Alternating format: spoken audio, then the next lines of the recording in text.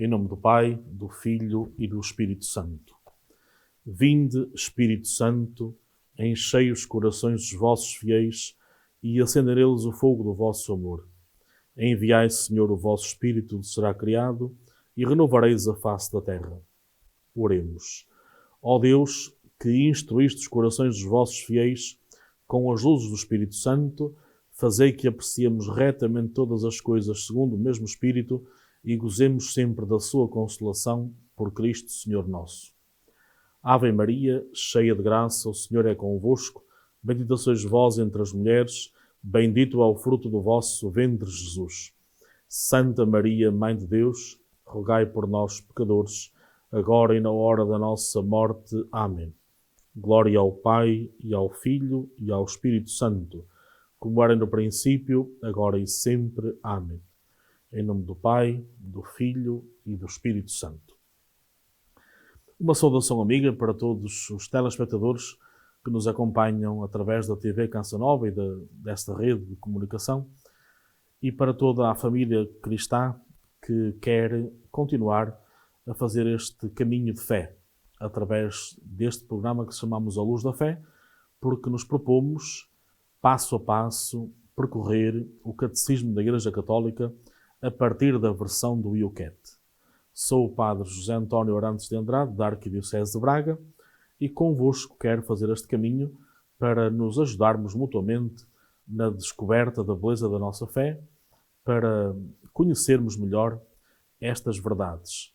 E temos vindo, aos poucos, a percorrer as diversas perguntas que o IUCAT nos coloca, com as respectivas respostas, para podermos depois, para quem naturalmente quiser, aprofundar a partir do Catecismo da Igreja Católica.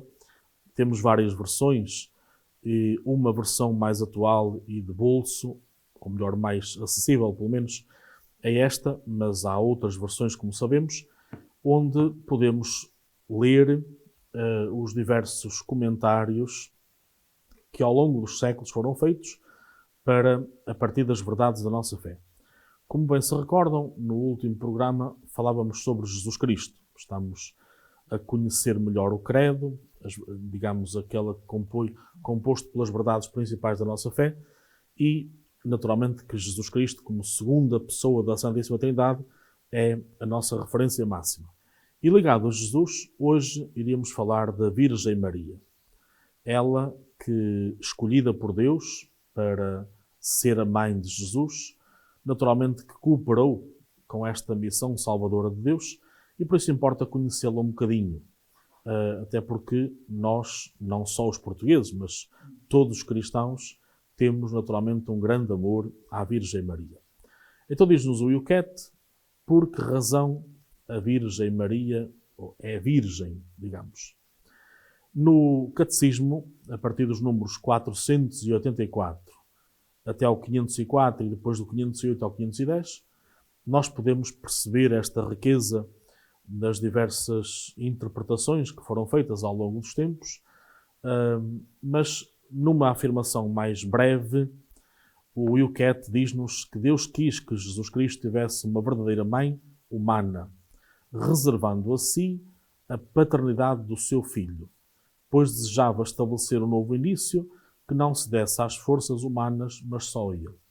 Ou seja, depois da criação, esse projeto de amor que Deus tinha para nós, em que quis escolher o ser humano e dar-lhe a importância que sempre lhe deu, quando esse projeto naturalmente não foi de acordo com a vontade de Deus, porque pela desobediência dos nossos primeiros pais, então Deus quer enviar o seu Filho unigênito para nos resgatar do pecado. E quis, naturalmente, manter essa presença divina no meio de nós, mas quis também que uma presença humana fosse capaz de colaborar com Deus. E vai escolher a Virgem Maria, essa jovem de Nazaré, que na sua simplicidade e na sua docilidade ao amor de Deus, vai naturalmente ser preparada por Deus, com muita antecedência, e naturalmente Deus pensou nela. Nós já encontramos esse primeiro anúncio no livro do Gênesis, no capítulo 3, no versículo 15, aquilo que os exegetas chamam o proto-evangelho, o primeiro evangelho, ou seja, no mesmo capítulo onde se narra o pecado original, aí já aparece o primeiro anúncio da salvação, da redenção, através de uma mulher que virá para trazer à luz ao mundo o Salvador. E é naturalmente assim que Deus prepara. Nossa Senhora pensa nela com muito amor, vai preparando, mas ela também vai corresponder. E por isso Deus escolhe alguém que, ao contrário da humanidade primitiva, obedece. E obedecer significa escutar com o coração, do verbo audire, isto é, alguém que naturalmente não se quer colocar no lugar de Deus, mas quer ser obediente a Deus. Esse alguém é, de facto, a Virgem Maria. E esta mulher que, como mais à frente podemos também ver, se mantém sempre virgem, porque naturalmente o Senhor a escolheu e ela quis obedecer apenas ao projeto de Deus. Como mulher inteligente que é, quando o anjo lhe pergunta, melhor dizendo, vai dizendo que vais ser a mãe do Salvador, ela diz: como é que posso ser mãe de alguém se eu não conheço o homem? E este verbo conhecer, como sabemos, literalmente pode-se dizer, ela não conhece, porque na Bíblia o verbo conhecer significa intimidade. Então podíamos dizer mesmo abertamente que ela não conhece porque ela nunca esteve com nenhum homem. Portanto, como é que podia ser mãe sem estar com algum homem? Mas o Senhor Deus diz: não tenhas receio, Maria, através do anjo Gabriel, o Espírito Santo virá sobre ti e a força do Altíssimo te cobrirá com a sua sombra. Então ela diz o seu sim, o seu faça-se, esta entrega total que permite que a Virgem Maria então possa trazer à luz o Salvador do mundo. E naturalmente que esta foi a grande missão de Nossa Senhora. Naturalmente temos conhecimento que, sobretudo, os protestantes e muitos outros que naturalmente não têm um conhecimento profundo da nossa fé, dizem que Maria teve mais filhos. Porque quando se interpreta mal a Sagrada Escritura, corre-se este risco de dizer essa asneira. Então o Catecismo também nos pergunta: Maria teve outros filhos, além de Jesus? É evidente que não. E porquê que esta confusão pode surgir? Porque no hebraico, enquanto no português nós temos uma palavra para dizer irmãos e outra para dizer primos, portanto, são palavras diferentes, para realidades diferentes, no hebraico a palavra irmãos abrange também os primos. E, portanto, na linguagem bíblica, ao falar de irmãos, não se está a falar de irmãos de sangue, fisicamente, mas estamos a falar de primos. Então, naturalmente, que Maria Santíssima não teve mais nenhum filho. Tem o filho de Jesus Cristo, o seu filho unigênito, em termos biológicos, e é esse único filho. Naturalmente que ela mais tarde vai assumir a nossa maternidade, mas a maternidade espiritual. Portanto, em termos de filhos biológicos, é só Jesus Cristo, o único filho, e depois quando Jesus já tinha redimido a humanidade e estava prestes, naturalmente, a morrer, quer, antes de o fazer, quer dar-nos à sua própria mãe. Isto é, quer dizer que a sua mãe, aquilo que ele tem de mais precioso, que era a sua mãe Maria Santíssima, passa a ser também a mãe de todos nós. Então Maria assume a nossa maternidade quando está a sofrer horrivelmente, ao ver o seu filho, o primogênito, a sofrer na cruz, quando ela está com o seu coração despedaçado, mas sempre muito confiante em Deus, ela então assume-nos como nossa mãe. E por isso é mãe de uma multidão, não é? de crentes, mas o Filho único é Jesus Cristo. O que significa a Imaculada Conceição de Maria?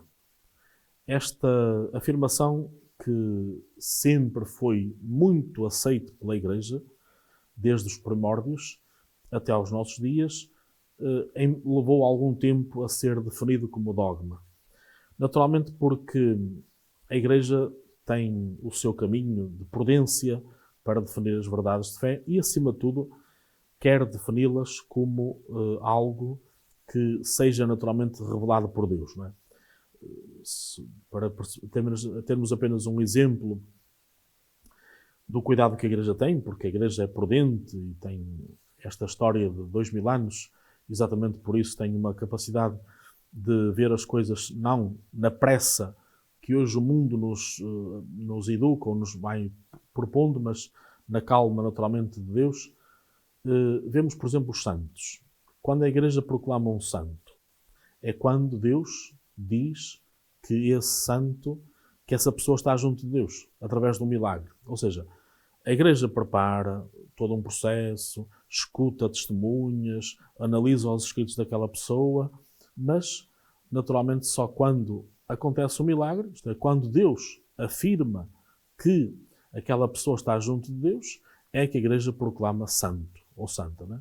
O mesmo se passa também com os dogmas de fé. Portanto, a Igreja nunca teve pressa em definir um dogma de fé, porque, apesar de já estar no coração do povo de Deus, a Igreja quer ter sempre a certeza de que está a anunciar uma verdade que, naturalmente, depois não pode ser nunca negada. Assim aconteceu também com este dogma de fé.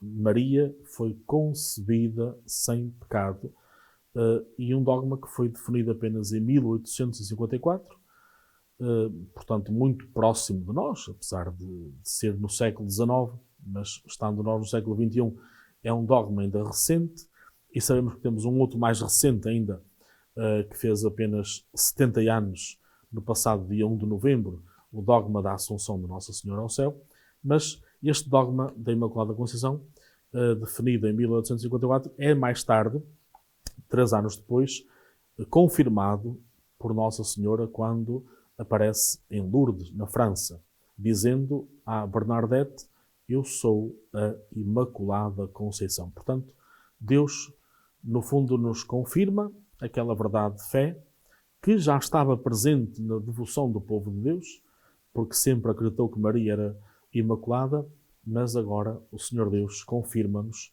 através dessa aparição de Nossa Senhora em Lourdes. Podemos perguntar se Maria então foi apenas um instrumento de Deus. A palavra instrumento pode parecer uma coisa passiva, isto é, Deus serve-se dela, sem mais. Não. Deus, naturalmente, quis servir-se de Maria Santíssima, como também se quer servir de nós, e por isso nós somos discípulos missionários. Mas nunca de forma passiva, isto é, Deus age, mas respeitando sempre a nossa liberdade. Assim aconteceu com Maria. Deus pensou nela, naturalmente. Deus quis que ela fosse a mãe do Salvador, mas, no entanto, enviou-lhe um anjo que lhe faz uma proposta. Portanto, não lhe impõe, não é? Mas faz uma proposta e à qual Maria, de forma inteligente, diz: sim, aqui estou para fazer a tua vontade. Pois também aqui, Maria não é apenas um instrumento passivo, fazendo apenas o que Deus quer, mas ela colabora. E por isso Maria, podemos dizer que é mediante o seu ativo consentimento que se deu a encarnação de Deus. Portanto, através desse sim, através dessa entrega, Jesus pôde encarnar no seu coração e, como sabemos, antes de haver encarnação, Maria acreditou. Portanto, primeiro ela aceita no seu coração ser a mãe do Salvador e depois Jesus encarna no seu ventre materno, ali se desenvolve como um ser humano para depois nascer e ser dado à luz. Então Maria Santíssima não é naturalmente um instrumento passivo, podemos assim resumir, mas sim um instrumento ativo que se deixa naturalmente modelar pelas mãos de Deus, mas usando sempre a sua liberdade e a sua responsabilidade. Assim deve acontecer com cada um de nós. É importante percebermos que fazermos este percurso de fé é para também aprendermos a sermos discípulos missionários. O Senhor quer servir-se de nós como instrumentos de mediação. Não é? A missão da Igreja é essa mesma, é atrair para Jesus as pessoas, não é? E através de quê? Do modelo de cada um de nós, da simplicidade, da forma de ser, não apenas daquilo que dizemos, mas daquilo que somos, para que, através desse testemunho, também as pessoas possam conhecer Jesus Cristo. Foi assim com Nossa Senhora. Ela não perdeu nunca a sua liberdade, não perdeu nunca, antes pelo contrário, aumentou a sua dignidade, mas foi capaz de confiar mais nas mãos de Deus, da vida de Deus, do que apenas no seu pensamento. Ao contrário do que tinha acontecido com os nossos primeiros pais no paraíso. É importante então olharmos para Maria Santíssima e vermos como ela é para nós, além da nossa mãe, o modelo mais perfeito, porque foi criatura como nós, soube corresponder a esse apelo de Deus, soube corresponder a essa missão e mantendo sempre a sua personalidade, a sua vida muito consciente, o seu pensamento, a sua liberdade de pensar, mas sabendo que o importante e a sua grande felicidade era apenas e só fazer a vontade de Deus. De que modo Maria é também a nossa mãe? Maria é nossa mãe porque Cristo, o Senhor, nos deu por mãe. Portanto, ela é mãe do Filho de Deus, que nunca deixou de ser Deus, mas fez-se homem. E como vimos já num dos programas passados, Jesus Cristo, como afirma o Credo, na versão niceno-constantinopolitana, Jesus Cristo, verdadeiro Deus e verdadeiro homem. Então Maria é mãe já de Deus, do Deus feito homem, Deus feito carne, mas então, por vontade do mesmo Jesus, do nosso irmão, digamos assim, ela aceita ser a mãe de todos nós. E por isso podemos chamar com toda a propriedade nossa mãe. Mãe de Deus, e naquela expressão dos nossos irmãos ortodoxos, Theotokos, essa expressão grega, mas também a mãe da humanidade, a mãe de todos os cristãos, todos os crentes, e daí que nós podemos tratá-la sempre por mãe. Dizia o Papa Francisco, quando veio a Portugal, temos mãe, não é? E é verdade. Essa mãe que está sempre atenta a cada um de nós, para nos orientar, para nos estimular, para acolher as nossas alegrias e também as nossas preocupações e maleitas, uma mãe que nos atende sempre com solicitude. Mas também, e é importante olharmos para a mãe como alguém que protege, sem dúvida, alguém que acalenta, alguém que acolhe, mas também alguém que nos orienta. Então, Maria Santíssima está sempre pronta a orientar-nos para Jesus. Aquela frase sempre conhecida das bodas de Caná é um imperativo para nós. Fazei o que ele vos disser.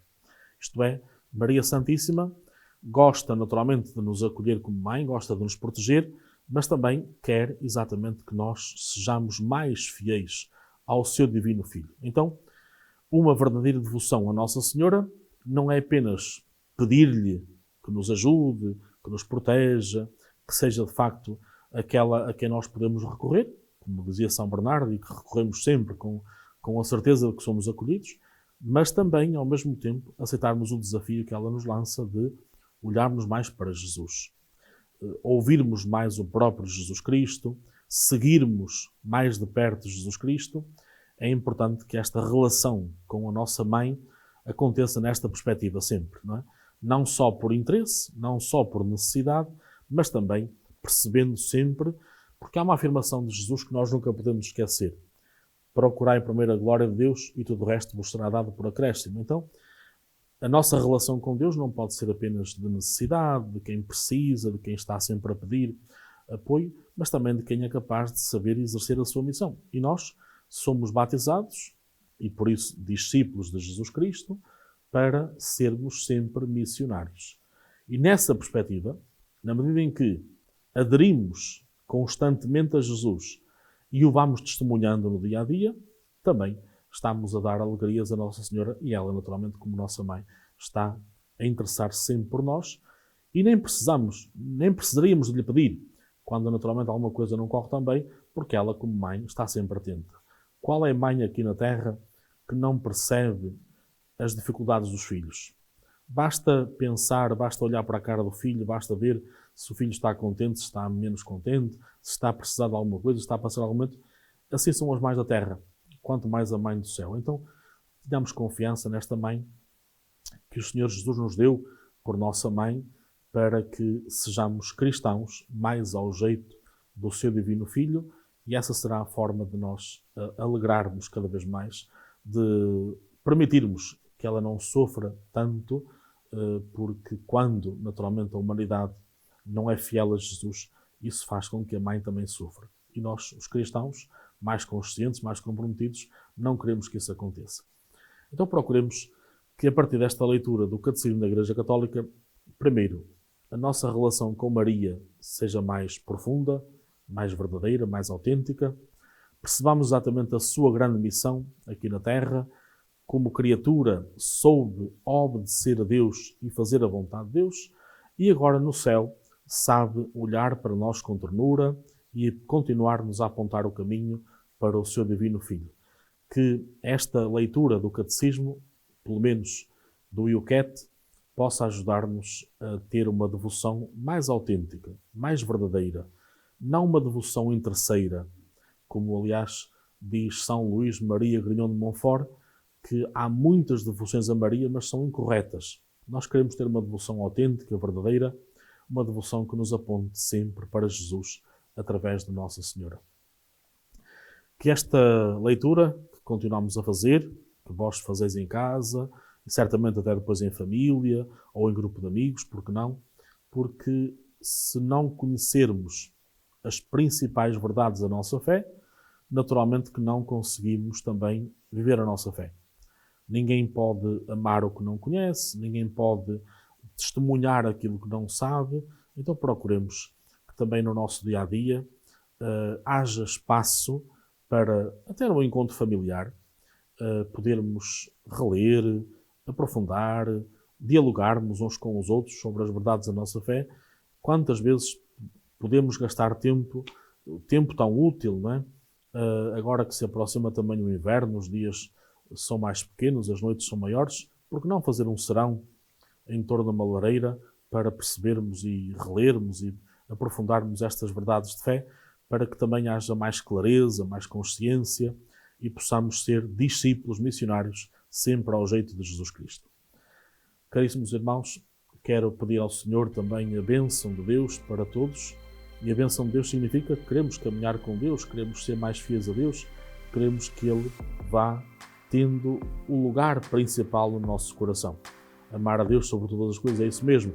Então, que a bênção do Senhor desça sobre todos nós, para nesta caminhada de fé, de sermos fiéis e termos também como modelo e referência Maria Santíssima, nossa Mãe. O Senhor esteja convosco, Ele está no meio de nós. Abençoe-vos Deus Todo-Poderoso, Pai, Filho e Espírito Santo. Bendigamos ao Senhor.